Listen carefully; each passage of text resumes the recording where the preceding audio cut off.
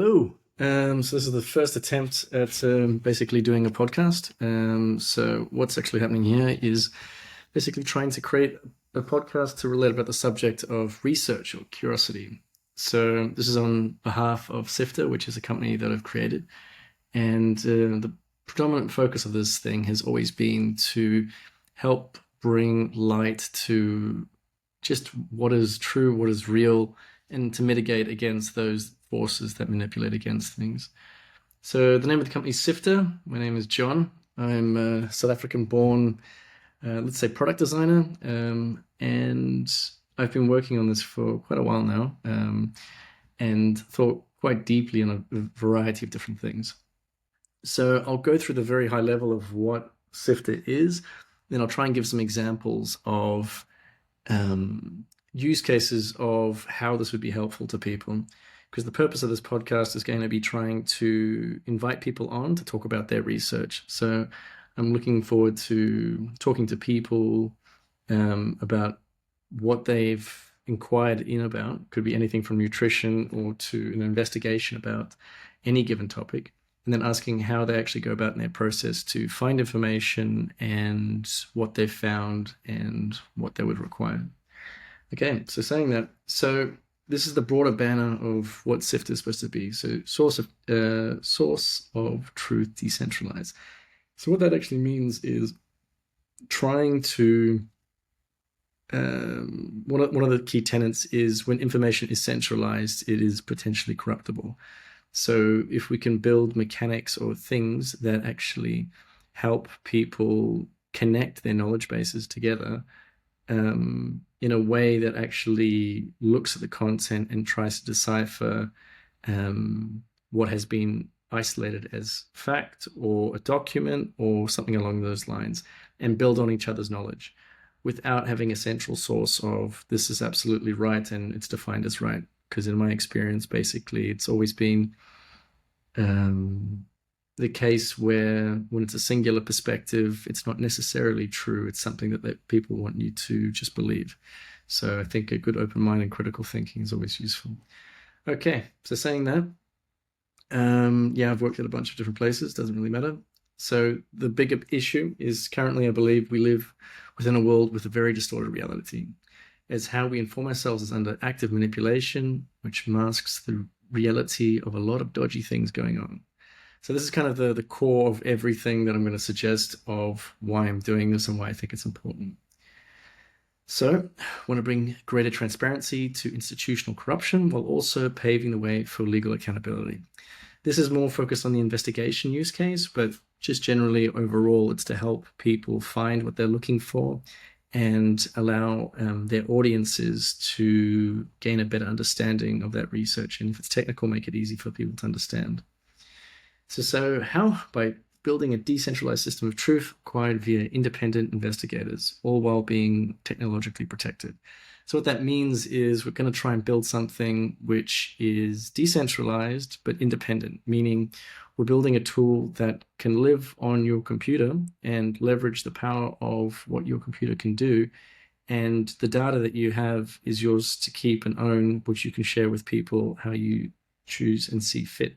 This also prevents basically where state actors would like to get access to your information or intelligence agencies, God knows what, but it just means that you're in charge of your information, which I think is an obvious thing that we should all advocate for.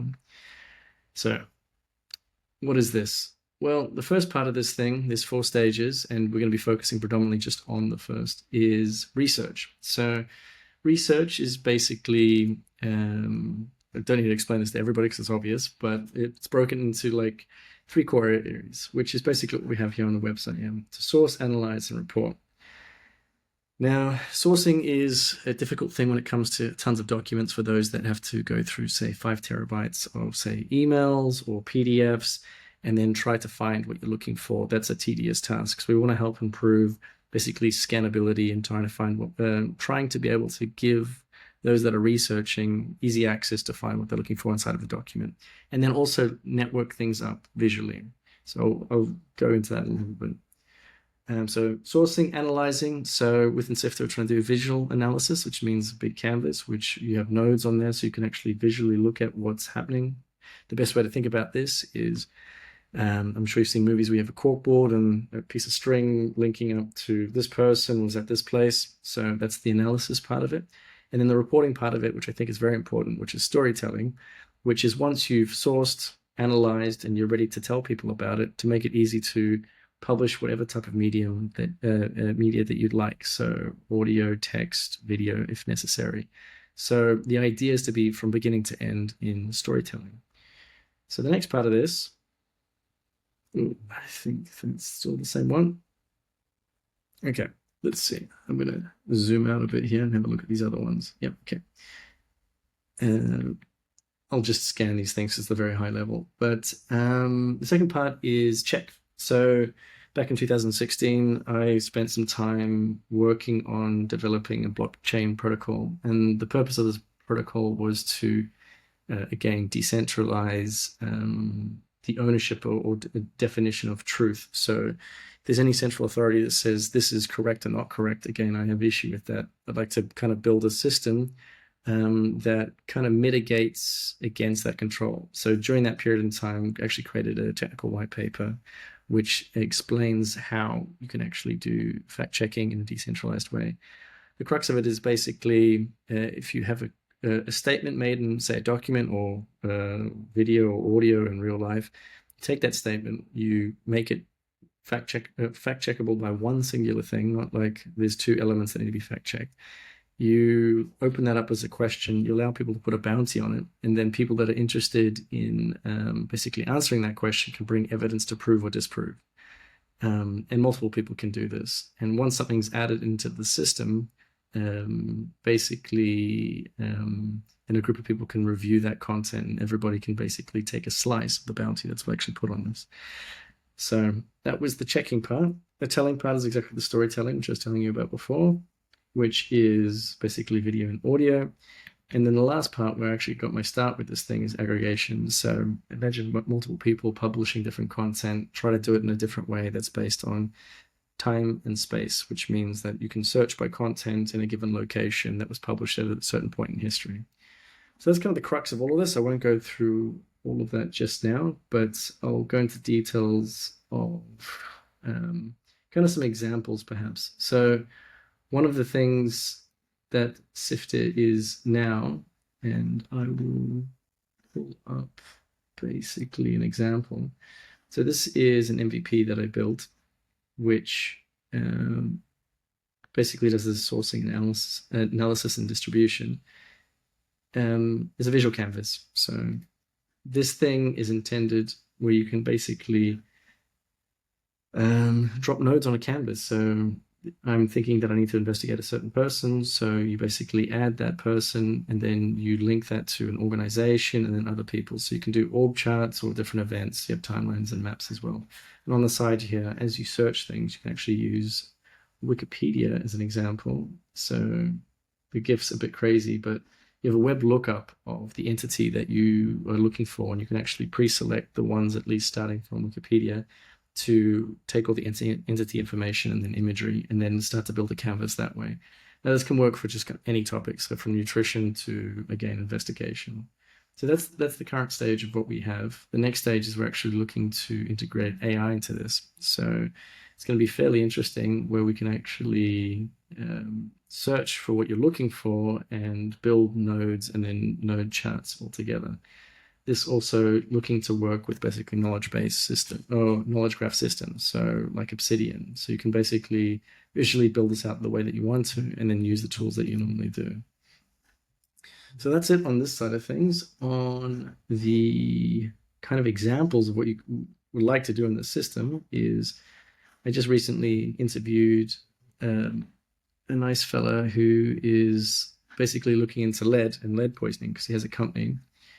And yeah, there we go, detecting lead. So I'm going to get to his website and we can have a look at that.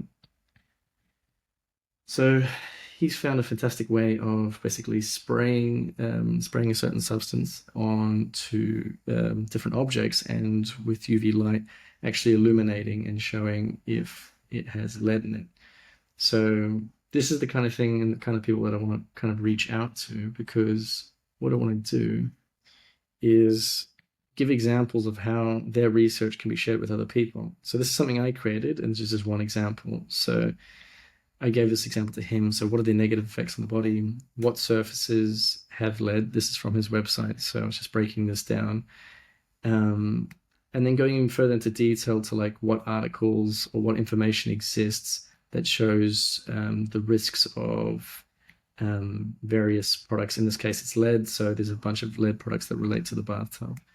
So this is just the beginning point of kind of like a research project, but it kind of gives you the idea of something that we would like to build out with all of these nodes basically being linked up with each other.